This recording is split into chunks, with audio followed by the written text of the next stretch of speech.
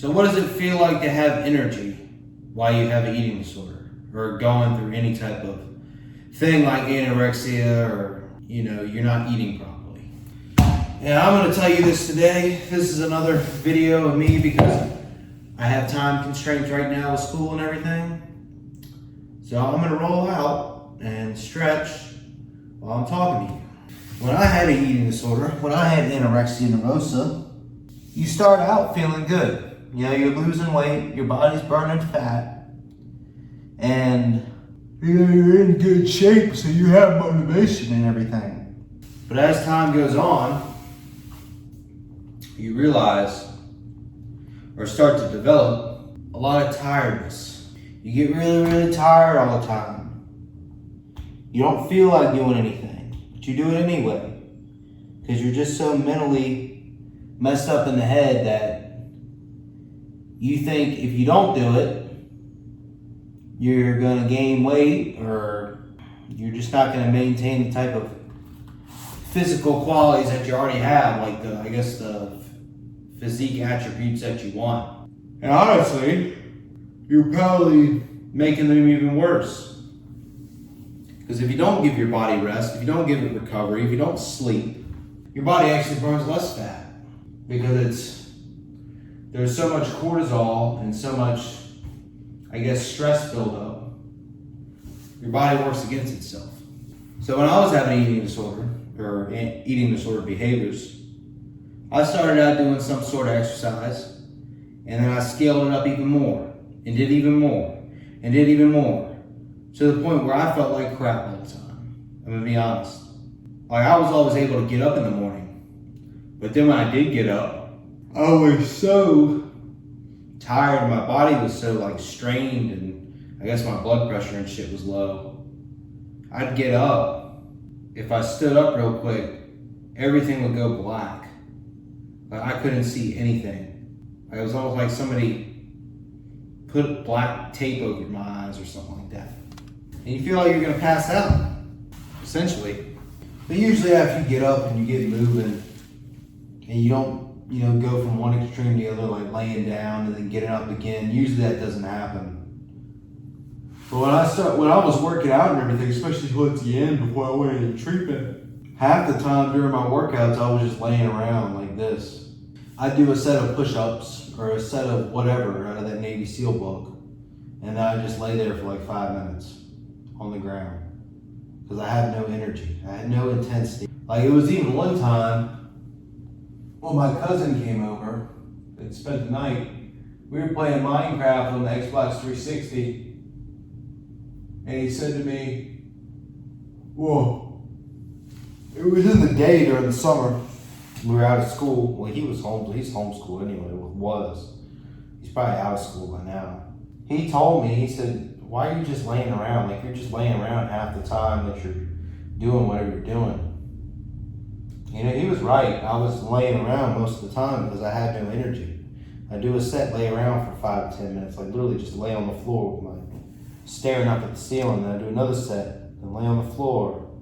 And my workouts, which they weren't even workouts, they were just trying to be workouts, I guess, because there was no intensity in them, because I do a set and rest for like 5 or 10 minutes just staring at the ceiling because I was so tired. They took hours because of that. When really they should only took like an hour or two, maybe an hour and a half, especially at that young of an age. You really should be doing that long workouts, I believe. Unless you have like a specific goal in mind, like running a marathon or something like that, where you have to train those long sessions. But I was doing all those push-ups, sit-ups, all those bodyweight exercises in the Navy SEAL workout book. And on top of that, I was running, I was swimming. Sometimes we go bike riding. That was rare though. But I was running like around the house. When my brother would have baseball games and stuff at night, I'd run around the track at the soccer field, at the baseball, at the recreation park or whatever. Just constantly doing stuff. And I was just wearing my body out, I wasn't gaining any muscle. And one of the guys who owned, like, not owned, but worked for the rec department in Prince George. We knew him for years. His name was Chris. I remember his name was Chris. And he would, you know, whenever you went somewhere, he'd be the one to give you like shoulder pads and stuff if you're playing football, or whatever equipment you needed. He was always the one you saw at the rec department. We, you know, knew him because we did sports so many times through the years. I was telling him what I was doing. He said, dude, you need to be eating. You need to be killing food as much as you're working out. And I didn't believe him at the time. And that was honestly what I needed to do. I should have been eating a lot of food because I was breaking my body down and doing a ton of exercise. I needed to fuel that performance because I wasn't really doing it for any performance-wise. I mean, I wanted, you know, to be a Navy SEAL or whatever in the 12 years, but there was no like sport or anything involved that I was doing at the time. I just wanted to get, you know, in shape. But yeah, I mean, coming back to, like, you feel horrible all the time. You don't want to do anything. You have no drive, you have no motivation, you have no purpose for anything, especially when you get, like when you first start, when you start losing a little weight and you're seeing progress, you know, it feels good. It feels really good. And you have that motivation and you have that energy to do those things.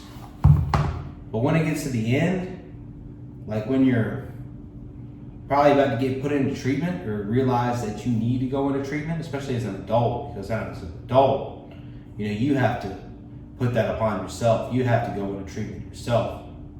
Unless, you know, there's somebody who like a family member who's like really worried for you. They might medically, I guess, I don't know if they could legally do that. Usually as an adult, especially if like you're by yourself, you got to realize what's happening in a way to get out of it. Whether that's treatment, whether that's, you know, switching your mindset. And I don't think everybody needs to go to treatment. The only reason treatment helped me is because it was so boring and I just hated being there and wanted to go home. That's the only reason why I wanted to get out. I mean, over time, I did learn that, you know, you need food to perform and gain muscle and stuff like that. Over time, I learned that, but the main way or reason why I wanted to get out of that facility is because I hated it. I hated being there. I hated the therapy sessions. I hate therapy to this day. I don't even like therapy. I never liked therapy. Especially because therapists they don't know what you're going through. I mean, they may have went through something similar. That's probably why they became a therapist in the first place. Possibly. But at the end of the day, most therapists, they haven't gone through eating disorder. But it's amazing how much better you can feel and how much well you perform with anything in life when you actually fuel your performance and fuel your training and fuel just your day-to-day lifestyle with food. I love food. Like, I'm gonna be honest with you, I love food. I don't crave any, like, you know, shit food, like, you know, pizza or ice cream or sweets or anything like that. I just crave more of the food that I already eat. I just have such a big appetite. Like, I want to eat more white rice and chicken, or eat more oats, or eat more whatever, like the clean food. I just crave more clean food. I used to eat like a whole pack of green beans a night, like, you know, that come in the bags that you steam in the microwave. I used to throw one in the microwave and eat a whole bag of that a night. That's when over time you realize that stuff like that's not like the best way to do stuff. You want to space your meals out, you know, 4, 5, 6 meals a day, and have roughly the same amount of calories. Maybe some training meals you could put a little bit more carbs in before, and maybe a little bit more after. But overall, it's all just about calories in, calories out. And that will give you the energy that you need, be able to live your life happily. So if you have an eating disorder or have eating related issues and you think you need help, reach out to me. I'm not a therapist. I'm not a licensed physician or anything like that. But the thing that I have that they don't have is experience. Most physicians, they don't fucking work out. Most physicians, they've never had an eating disorder before. Most physicians have never gone through the same thing that you're going through. But guess what? I have. And I've lived through it And I've developed myself over time to be better than I was then, a lot better.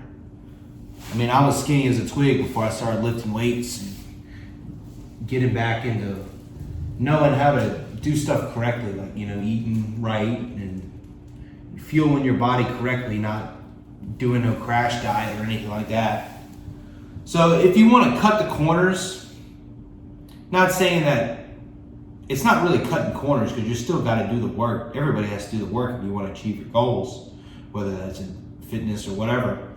If you want to bypass all the mistakes that I have made, and believe me, it's a lot of fucking mistakes. I've made a lot of mistakes in my lifting career and just overall life. If you want to bypass all of that, reach out to me. Whether you book a Mongoose mentorship session on my website, or you purchase coaching options, or just book that session and we can talk about coaching options in the session. It really is a way that you can get to your goals faster if you have somebody who has experience and has done the thing that you want to do, or has gone through the same problems that you are going through. If you have eating related problems, or if you have mindset related problems, like you feel lost in life, you just don't get motivation out of anything, or you just need somebody to talk to, man, reach out to me.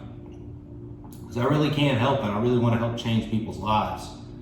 So with that, I'm going to finish rolling out, and I got maybe like 30, 45 minutes, and I'm going to go to sleep at 6 o'clock because I got to wake up at 2:30, go to the gym, and then go to school, be at school by 8. So I wake up at 2:30, get to the gym by 4 because I eat about, 3:15. I eat about 3:15 to get in the gym at 4. Start training, usually get out of the gym by 6:30 because I do weights and cardio, and then walk home, shower, eat, and then go to school. If you want a life that not a lot of people have, if you want to be jacked or shredded or have a good physique, because a lot of people in this world don't have that, you got to be willing to do the things in your daily life that most people aren't willing to do. And that's training, that's getting up earlier, going to bed later than you used to. Or if you're starting a business, that's doing extra work. Even when you're tired, even when you don't feel like it, you come home and you get on your laptop and you start your work, or whatever your work is. If you want to be successful at something, if you want to grow something, you have to embrace the discomfort and love the discomfort. And that'll ultimately make you love the process even more. So I'm going to get off of here. Thank you for watching. Like always, if you need help, if you have eating related issues, any type of eating disorder related issues, go on my website, check out my story, and contact me if you want to, and we can discuss some things. Hope you enjoyed listening of what it's like energy-wise when having an eating disorder or going through eating related issues like that from my perspective. And I hope everybody has a good day. Act now, evolve forever.